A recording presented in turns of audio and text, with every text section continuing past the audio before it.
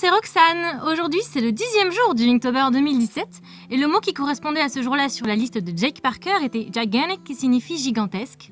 Tout d'abord, je me suis demandé comment est-ce qu'on pouvait mettre en avant le côté grand d'un élément du dessin et je me suis dit qu'il y avait plusieurs manières de le faire. D'abord, on peut essayer de prendre quelque chose qui est connu pour être grand, comme une baleine ou un immeuble. Ça, c'est inclus avec l'élément, on sait que c'est grand. Mais il y a également d'autres manières de mettre en avant le côté gigantesque de quelque chose, comme le plan en contre-plongée, qui est l'inverse du plan en plongée, qui est un plan au-dessus. C'est-à-dire que quand on regarde, comme quand on regarde une fourmi par exemple, eh bien on la voit toute petite parce que nous sommes vraiment au-dessus et nous sommes beaucoup plus grands. Eh bien un plan en contre-plongée, c'est l'inverse. Quand on regarde quelqu'un d'en bas, forcément, il a l'air beaucoup plus grand. Et quand on dessine un élément dessiné d'en dessous, forcément, il aura l'air plus grand.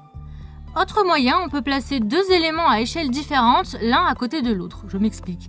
Si vous dessinez un dauphin à côté d'un plancton, le dauphin va paraître grand, alors que si vous le dessinez à côté d'une baleine, il va vous paraître tout petit. Et bien c'est ce que j'ai choisi de faire dans cette illustration. J'ai décidé que l'élément grand de ce dessin serait les mains, et c'est mis en avant par le fait que le personnage qui est au milieu est tout petit. C'est comme si on voulait en prendre grand soin, je trouve ça trop chou.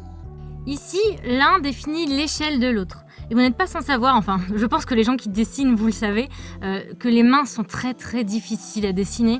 Et en fait, quand je me suis lancée là-dedans, je me suis dit, tu vas galérer, vraiment. Tu te lances là-dedans, mais tu sais que les mains, c'est difficile. Et je me suis dit, en fait, je pensais que je n'y arriverais pas très bien. Et il s'avère que j'ai pris pas mal de photos de référence. Et quand j'ai commencé à les dessiner, pour me rassurer, je me basais beaucoup sur la référence que j'avais prise, sur les photos, tout ça. Et vous l'avez vu au stade du sketch, à un moment j'ai tout gommé, j'ai tout effacé parce que je n'y arrivais pas.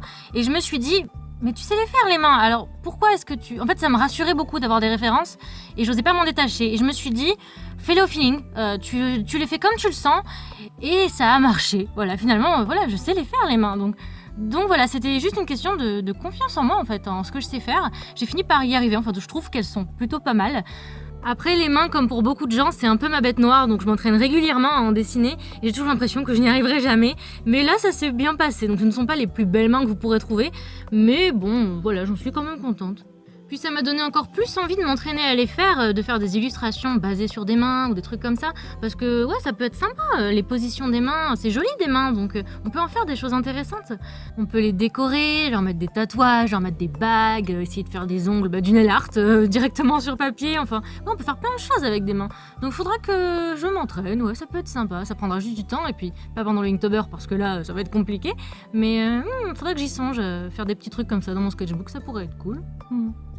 Au niveau du tout petit personnage, après avoir fait les cheveux, je me suis rendu compte que la forme que prenaient ses cheveux, ça la faisait un peu ressembler à Alien. Enfin, je sais pas si vous voyez ce que je veux dire, mais du coup, j'ai rajouté des mèches parce que oui, ça me faisait penser à la tête d'Alien et ce n'est pas vraiment ce que je voulais faire. Quoique ça aurait pu être marrant, mais ce n'est pas ce que je voulais dégager dans mon dessin, le côté effrayant. Enfin voilà, c'est pas vraiment, c'est pas l'ambiance générale en fait, donc ça va pas avec. Mais bon, si ça se trouve, un jour je dessinerai Alien, j'en sais rien. Je suis partie sur un ancrage sans line parce que c'est ma méthode de prédilection, ça me rappelle l'aquarelle, donc je suis assez à l'aise avec ça. Mais j'ai quand même changé un petit quelque chose parce qu'habituellement, avec un tout petit pinceau à la fin, je repasse quand même les bordures en un tout petit peu plus foncé que ce que j'ai utilisé comme couleur en dessous, ce qui fait que ça marque plus les traits. Ce n'est pas un line, mais ouais, si c'est un line, mais pas foncé quoi, c'est pas quelque chose de très marqué. Et là non, là je ne l'ai pas fait, j'ai un peu laissé l'encre faire sa propre ligne. Et habituellement, je dégrade énormément tout, c'est-à-dire que je contrôle beaucoup ma couleur quand c'est de l'aquarelle, et ici c'est l'encre, et je ne laisse pas de traces de là où j'ai posé l'encre ou de l'eau jusqu'où l'eau allait sur la feuille quand j'ai dégradé. Ou voilà, vraiment je fais en sorte que tout soit tout lisse, tout doux en fait. Et cette fois-ci, j'ai décidé de laisser plus de liberté à l'encre et c'est l'encre elle-même qui a fait les lignes de démarcation de la main. Je n'ai pas repassé avec un line comme je l'ai dit avant. Enfin, et puis même les petites traces, je les ai laissées.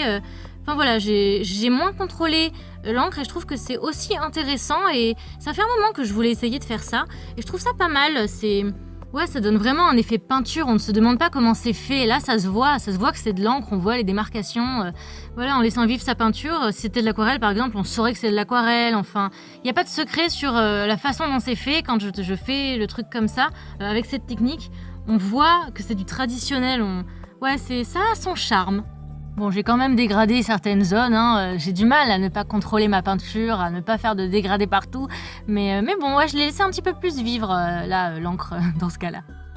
Bon, la vidéo se termine, j'espère qu'elle vous a plu. À la fin, je me suis rendu compte que les mains étaient de la même taille que les miennes. Donc je vous ai fait un plan où mes mains découvrent, oups là, le dessin juste en dessous, je trouvais ça sympa. Comme d'habitude, on se retrouve demain à 16h30. N'hésitez pas à vous abonner à la chaîne si vous voulez suivre la suite de ce Inktober 2017 en ma compagnie. Vous pouvez aussi laisser un petit pouce bleu à cette vidéo ou la partager si elle vous a plu. Moi, je vous fais plein de bisous et je vous dis à demain!